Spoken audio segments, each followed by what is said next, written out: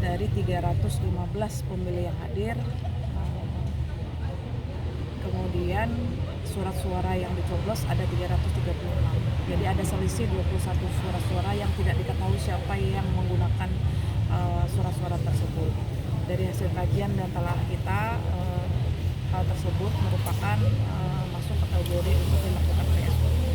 Karena kita juga sudah melakukan investigasi, memanggil semua anggota, ketua dan anggota KPPS untuk dimintai keterangan terkait kejadian di TPS 06 ini.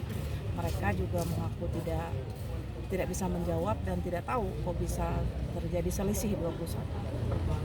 Berarti di sini ada terjadi kecurangan seperti itu ya Bu ya? Kita tidak bisa mengatakan itu, tetapi yang jelas ada ketidaksinkronan terhadap jumlah surat suara yang tercoblos dengan jumlah pengguna hak pilih yang hadir di TPS.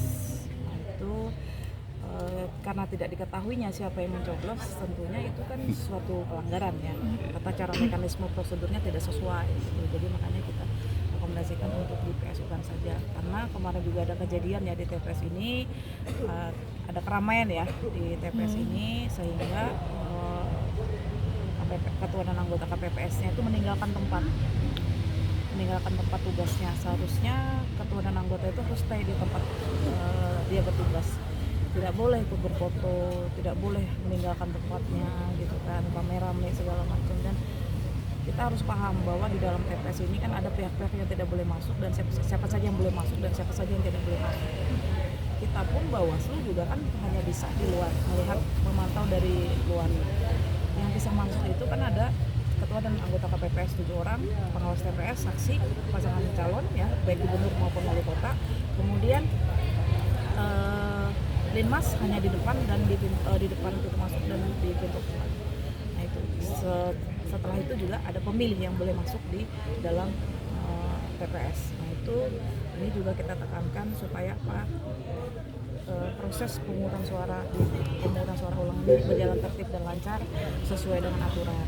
Jadi jangan ada lagi, ini pembelajaran buat kita bersama, ya kan, harus tertib semuanya. Jadi ketika pemilih datang itu kan diminta KTP-nya untuk diperlihatkan. Kemudian kalaupun ada surat undangannya sampai, mungkin surat undangannya bisa diserahkan. Tetapi syarat untuk memilih itu bukan C6 atau C pemberitahuan, tetapi KTP sesuai dengan DPT. Kalaupun tidak sesuai dengan DPT, tetapi alamatnya sesuai dengan TPS yang ada di sini, silakan memilih, tetapi di jam 12 sampai jam 1. Nah, Bu, ini ada sebagian warga yang mengeluhkan mereka tidak mendapat surat undangan tuh, akan menjadi catatan untuk Bawaslu, Bu? Kami mengevaluasi terkait dengan C pemberitahuan ini. Sebaiknya ke depan itu tidak perlu lagi ada C pemberitahuan, karena C pemberitahuan ini rentan disalahgunakan oleh pihak-pihak yang tidak bertanggung jawab. Karena terkadang C6 ini tidak sampai kepada pemiliknya. Karena alamatnya mungkin tidak jelas. Jadi KPPS itu kesulitan untuk menyampaikan undangan gitu. Karena tidak sampai undangan kan tidak sampai di pemiliknya. Jadi pemilih pun enggan untuk datang ke TPS. Tetapi sebetulnya kita perlu KPU juga perlu mensosialisasikan bahwa C6 itu bukan syarat untuk memilih. Syarat untuk memilih itu adalah KTP. Nggak pakai C6 itu bisa datang ke TPS.